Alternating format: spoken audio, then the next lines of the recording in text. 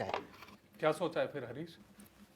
जी चाचा जी। जी चाचा जी नहीं, अपने बारे में क्या सोचा है ये बताओ। तुम्हारे बड़े भाई पढ़ लिख के अमेरिका में सेटल हो गए, बहन की शादी हो गई, वो ससुराल चली गई। अब तुमने अपने फ्यूचर के बारे में कुछ सोचा है या नहीं? अगर कोई काम धंधा नहीं करोगे तो शादी कैसे होगी तुम्हारी? चाचा जी जरूरी थोड़ी कि हर आदमी शादी करेगा ही करेगा। क्यों? क्या मुझे अपने पोते पोती का मुंह नहीं देखना? माँ, बड़े भाई के बच्चे भी तो आपके पोता पोती है ना। देखा भैया, जब भी इसे कुछ कहती हूँ तो ये जवाब देता है। ये तुम्हारे हिसाब से पढ़ाई लिखाई काम धंधा ये सब बेकार है? बेटा तुम्हारे पिताजी ने ये संपत्ति जोड़ी है इसलिए ऐसा बोल रहे हो। अगर ये सब नहीं होता तो? अब नहीं होता चाचा जी तो और भी बहुत कुछ नहीं होता।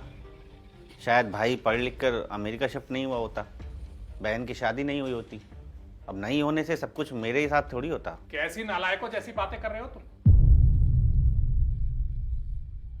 माँ बाप अपने बच्चों को पढ़ाते लिखाते हैं, उन्हें लायक बनाते हैं और उनसे उम्मीद करते हैं कि वो अपना घर बसाकर बुढ़ापे में अपने माँ बाप का सहारा बनेंगे। लेकिन तुम तो खुद अपने पिताजी की कमाई पर बोझ बने हुए हो। बोझ? सही शब्द इस्तेमाल किया चाचा जी आपने, बोझ। माँ, क्या तुझे ही मैं इस घर में बोझ लगता हूँ? बेटा, तुम मेरे कहने का मतलब नहीं समझ रहे बेटा।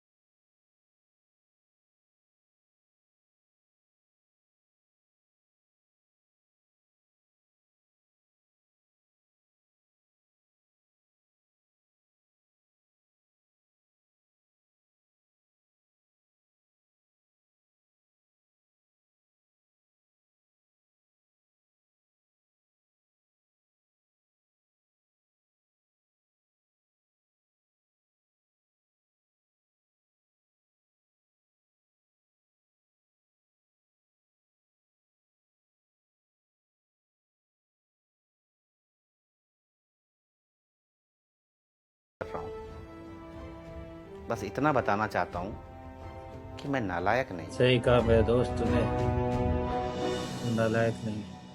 और अगर पढ़ाई लिखाई काम धंधा और शादी करने के बाद औलादें ऐसे ही माँ बाप से अलग हो जाती हैं ना, तो मुझे नहीं करनी शादी, नहीं करनी पढ़ाई लिखाई।